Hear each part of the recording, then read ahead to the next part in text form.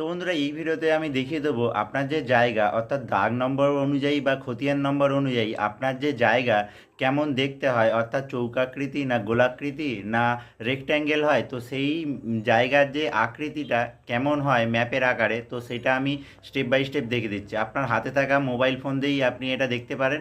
তো কিভাবে দেখতে হয়, কোন অ্যাপস থেকে দেখতে হয়, তো সেটা আমি দেখিয়ে দিচ্ছি। তার আগে বলে রাখি, আমার পেজে আপনি যদি নতুন হয়ে থাকেন তাহলে পেজটিকে ফলো করে রাখবেন এইরকম ইন্টারেস্টিং ভিডিও পাওয়ার জন্য। তো চলো আমি দেখিয়ে দিচ্ছি।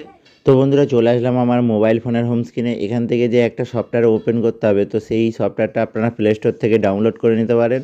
তো এই বাংলার যে ভূমি এই অ্যাপসটি আপনি প্লে স্টোর থেকে ডাউনলোড করে নেবেন। এটা খোলার পর এই রকম একটা ইন্টারফেস ওপেন হবে। এখানে জাস্ট একটা আইডি বানিয়ে নিতে হবে আপনার আইডি নাম্বার দিয়ে, অর্থাৎ মোবাইল নাম্বার দিয়ে। তো এখান থেকে আসার পর এখান থেকে মৌজা ম্যাপ এর উপর জাস্ট ক্লিক করব। তো ক্লিক করলে এইরকম একটা প্যানেল ওপেন হবে। এখানে আপনার ডিস্ট্রিক্ট সিলেক্ট করতে হবে। তো এখান থেকে আমি আমার যেটা ডিস্ট্রিক্ট সেটা এখানে সিলেক্ট করছি। তারপরে এখানে ব্লক নাম্বার সিলেক্ট করতে হবে। তো এখান থেকে ব্লক নাম্বার সিলেক্ট করে দিলাম। সিলেক্ট করে দেওয়ার পর তারপরে সিলেক্ট করতে হবে মৌজা নাম্বার।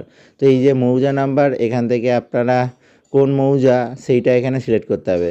তো এখানে যে মৌজাটা আমি দিয়েছি এই মৌজাতে কোনো ম্যাপ অ্যাভেলেবেল নেই।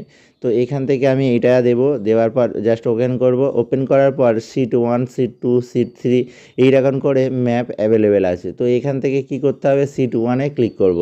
তো সিট 1-এ ক্লিক করলে এখানে নিচের দিকে দেখতে পাচ্ছি জমির যে ম্যাপটা সেইটা এখানে বের হয়ে গেছে। যেমন এখানে হচ্ছে দেখতে পাচ্ছি 499 যে দাগ, সেই দাগ নাম্বারে কেমন জমি আছে সেটা দেখতে পাচ্ছি, যে চৌকাকৃতি জমি আছে। তো এইভাবে আপনারা খুব সহজেই আপনাদের যে কোনো জায়গার আপনি যে মৌজা অনুযায়ী আপনি দেখে নিতে পারবেন আপনার যে দাগ নাম্বার বা খতিয়ান নম্বরে ম্যাপটা কীরকম।